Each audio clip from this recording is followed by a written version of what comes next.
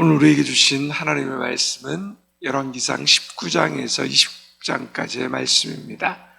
열왕기상 19장과 20장의 말씀을 함께 보도록 하겠습니다. 19장은 갈멜산에서 엘리야가 바알과 아세라 선지자 850명을 대적해서 싸워 이기고 처단한 싸움, 그 사건 이후에 나옵니다. 그 놀라운 위대한 승리를 행한 엘리야 선지자 그 다음 순간에 사태가 반전됩니다. 왕궁으로 복귀한 아합이 그의 아내 이스벨에게 이 모든 사건을 상세하게 말합니다. 그러자 그 일을 듣고 놀라고 회개하고 돌이키기는커녕 오히려 이세벨은 더욱더 악한 마음으로 엘리야를 죽이겠다라고 말합니다. 그 이야기를 들은 엘리야는 이세벨의 그 협박 앞에서 자기의 목숨을 구하기 위해 광야로 도망갑니다. 그리고 로뎀 나무 아래에서 하나님께 자신을 죽여달라고 호소하고 있습니다. 우리 4절의 말씀을 함께 같이 읽겠습니다. 자기 자신은 광야로 들어가 하룻길쯤 가서 한 로뎀 나무 아래 앉아서 자기가 죽기를 원하여 이르되 여호와여 넉넉하오니 지금 내 생명을 거두시옵소서. 나는 내 조상들보다 낫지 못하나이다 하고, 엘리야도 어쩔 수 없는 사람이었습니다. 우리와 같은 성정이 같은 사람이었습니다. 아무리 위대한 하나님의 사람이라 할지라도 그의 마음과 감정이 소진되고 지치면 무기력하고 작은 그 말 한마디 위협과 협박 앞에 쓰러질 수 없는 사람임을 우리에게 보여주고 있습니다. 아무리 강한 사람일지라도 위협 앞에 쓰러지고 무기력해지면 자기 생명조차 하나님 앞에 거둬달라고 기도할 수밖에 없는 그런 탄식과 절망을 할 수밖에 없는 사람임을 우리에게 보여주고 있습니다.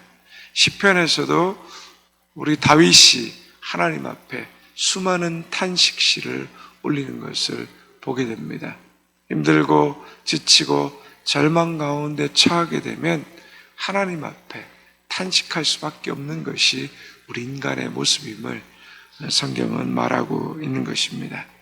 탄식과 절망 앞에 쓰러지면 안 될 것 같은데 그렇게 쓰러진 사람들에 대한 하나님의 반응이 어떻습니까? 하나님은 탄식해서 절망하는 엘리야를 나무라거나 꾸짖지 않으셨습니다. 오히려 그 엘리야의 기도와 탄식을 들으시고 그에게 잠을 주시고 그리고 그를 먹이시고 그를 육체적으로 회복시키셨습니다. 단 12절에 보면 그를 세미한 음성 가운데 만나주십니다. 육적인 회복뿐만 아니라 하나님의 음성을 듣게 하심으로 영적인 회복 또한 주시는 것입니다. 하나님은 우리의 탄식과 절망을 들으시는 분이십니다. 그리고 우리를 육체적으로 영적으로 다시 회복시키시는 분이라는 겁니다. 우리의 기도와 우리의 이런 탄식을 하나님께서 받아주시지 않는다면 우리처럼 약한 자들이 어디에서 위로와 힘을 얻을 수 있겠습니까? 이 아침에 우리의 탄식과 절망, 그 안타까운 마음을 가지고 하나님 앞에 나아가시는 분들이 있다면 우리를 위로하시는 그 하나님 앞으로 나아가실 수 있기를 바랍니다.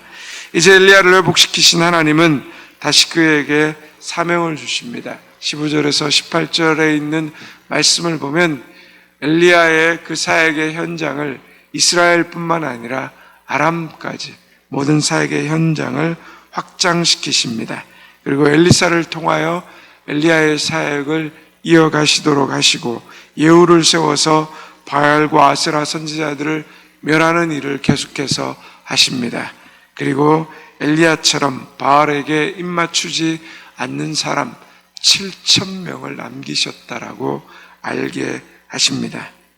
탄식하는 하나님의 백성들의 삶을 위로하시고 격려하시는 하나님임을 깨닫게 하십니다.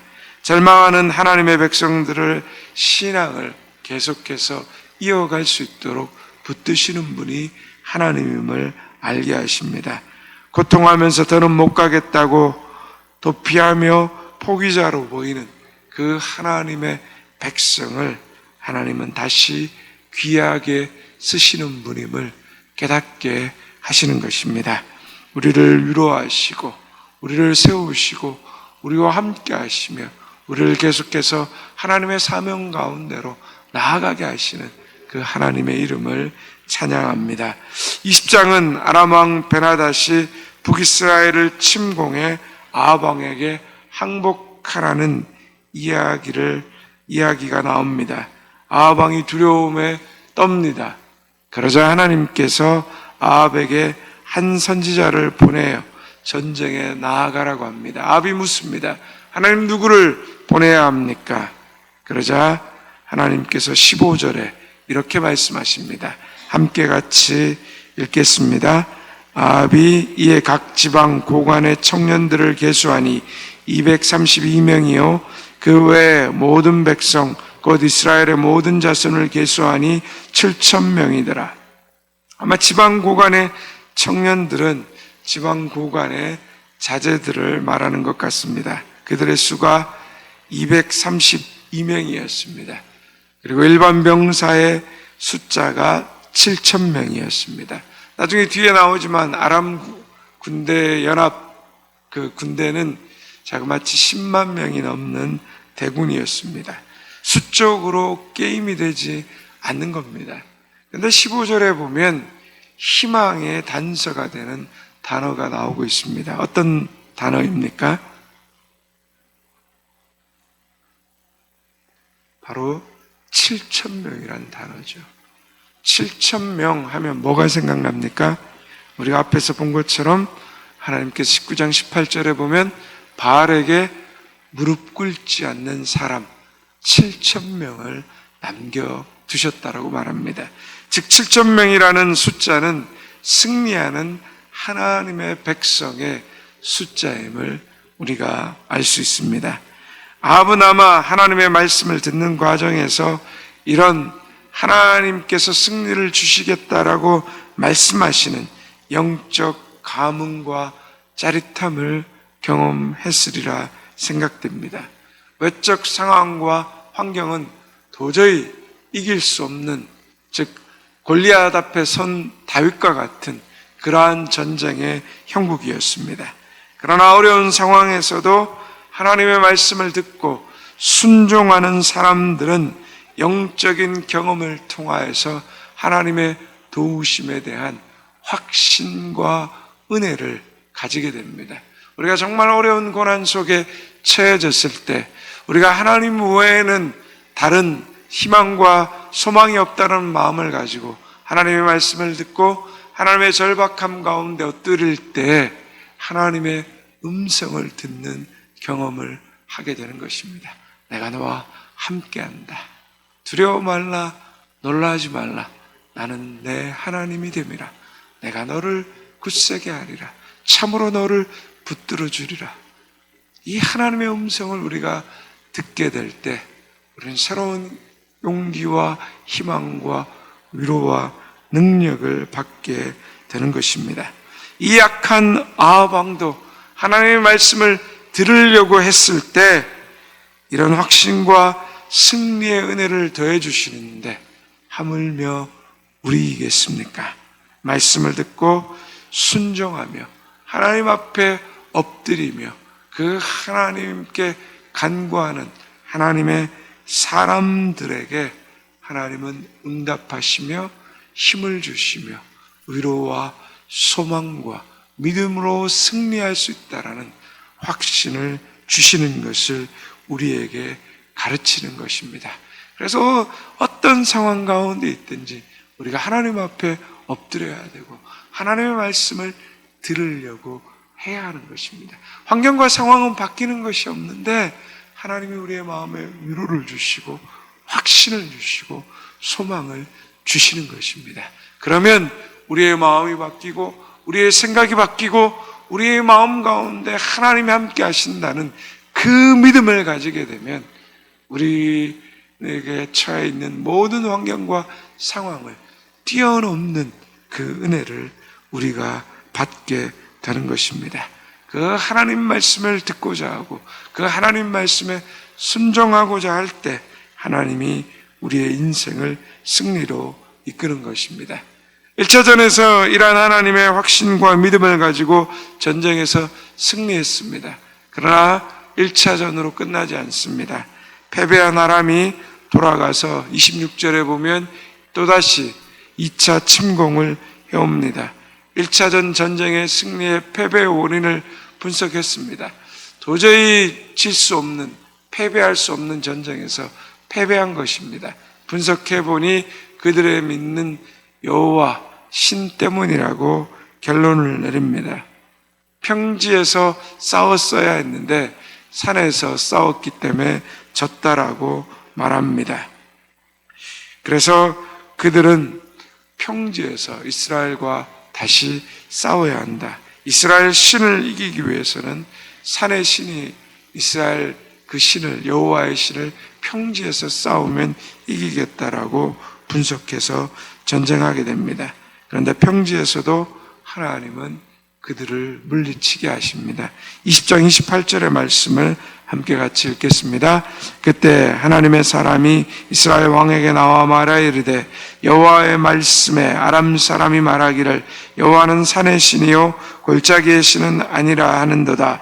그러므로 내가 이 큰 군대를 다 내 손에 넘기니 너희는 내가 여호와인 줄을 알리라 하셨다이다 하니라. 하나님이 아합에게 승리를 주신 이유가 무엇으로 나오고 있습니까? 내가 여호와인 줄 알게 하시겠다고 하는 것입니다. 하나님께서 우리 인생에 일어난 모든 사건에서 우리로 알기를 원하게 하시는 것이 승리와 패배가 아니라는 것입니다. 아합과 같이 작은 자, 못난 자가 승리하게 하시고 아람과 같이 큰 자, 잘난 자, 모든 것을 가진 것처럼 생각하는 사람이 패배하게 하시는 것은 그 모든 과정을 통하여서 하나님이 여호와이시라는 것, 하나님이 우리의 구원자이라는 것을 알게 하시는 것입니다. 그것이 무엇입니까? 우리의 인생 가운데서 하나님만이 우리의 구원자이라는 것을 깨닫게 하시는 겁니다. 우리의 삶의 모든 실패와 모든 성공, 우리의 삶의 모든 축복과 저주의 이 모든 과정을 통하여서 하나님이 우리로 하여금 알게 하시는 것은 하나님이 여호와이시라는 것, 하나님이 구원자이시라는 것, 모든 상황 속에서 우리를 승리케 하시고 구원케 하시는 분이 하나님이라는 것을 깨닫게 하시는 것입니다. 이것이 복음입니다. 복음은 하나님이 누구인가를 알게 하시는 것입니다. 우리의 삶 속에서 우리가 경험하게 되는 모든 일들을 통하여서 하나님이 누구인지를 아는 것, 그것이 우리를 구원하는 바로 복음이 되는 것입니다. 오늘도 우리의 삶 속에서 일어나는 모든 사건 속에서 하나님이 누구인가를 우리도 깊이 알게 되기를 원합니다. 그 하나님이 누구인가를 아는 것이 우리의 힘이며 우리의 능력이며 우리의 영생이 되는 것입니다. 오늘도 이러한 은혜를 발견할 수 있는 저와 여러분 되시기를 주님의 이름으로 축원드립니다. 이제 열왕기상 19장과 20장의 말씀을 경청하겠습니다. 주의 말씀은 내 발의 등이요 내 길의 빛이십니다. 아멘.